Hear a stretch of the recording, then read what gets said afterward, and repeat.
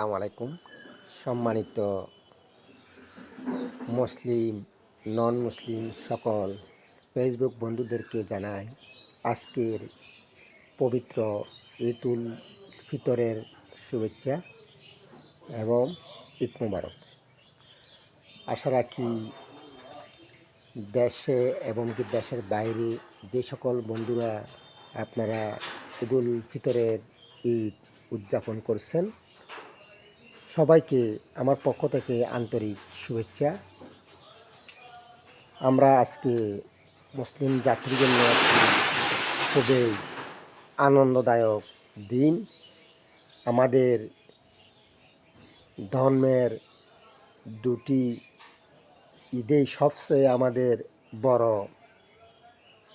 আনন্দের এবং কি খুশির। একটা হলো পবিত্র ঈদুল আজহা, আর একটা হলো পবিত্র ঈদুল ফিতর। আজকে আমরা পবিত্র ঈদুল ফিতর অতিবাহিত করছি। আমি যেই সময়টার মধ্যে আপনাদের মাঝে উপস্থিত হয়েছি, এটা হলো সন্ধ্যাবেলা। দেখেন আপনারা সবাই আদার্স দেখলেই বুঝতে পারবেন যে আমি কোন টাইমে ভিডিওটি করছি। এখন আকাশের পরিস্থিতি একটু মেঘলা, অন্যদিকে এখানে সূর্য ডুবু অবস্থায় আছেন।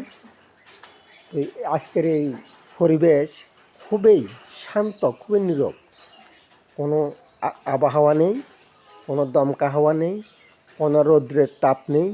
কি সুন্দর পরিবেশ, সত্যি মনোমুগ্ধকর।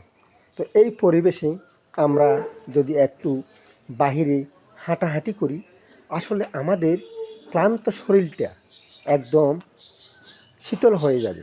তো আমি মনে করি আমরা যারা শহরে, গ্রামে, গঞ্জে অথবা দেশের বাহিরে যেখানে থাকি না কেন, সূর্য ডুবু অবস্থায় আমরা যদি একটু বাহিরে হাঁটাহাঁটি করি, অথবা যে বাহিরের যেই আবহাওয়াটা আছে এটা যদি আমরা আলিঙ্গন করে নিতে পারি, তাহলে আমাদের শরীরের সুস্বাস্থ্যের জন্য খুবই উপকারী একটি জিনিস।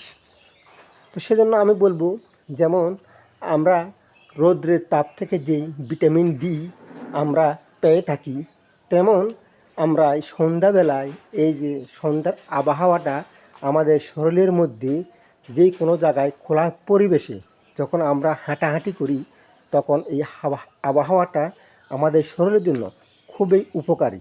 কেননা যেই গাছপালাগুলো আছে এগুলা যেই নাইট্রোজেন, ওটা থেকে আমরা যেই অক্সিজেনটা আমরা পেয়ে থাকি, গাছপালা আমাদের থেকে নাইট্রোজেন নিয়ে থাকেন। তবে এইগুলোর মধ্যে দিয়ে আসলে অনেক বিষয়, অনেক কিছু চিন্তা ভাবনা করলে অনেক কিছু উপকার আসে পরিবেশ এবং মানুষের মধ্যে থেকে। তো সেজন্য আমি আর ভিডিওটি লং টার্ম করছি না। আজকের এই পবিত্র ঈদুল ফিতরের দিনে সবাই ভালো থাকুন, সুস্থ থাকুন। আল্লাহ হাফেজ। আসসালামু আলাইকুম।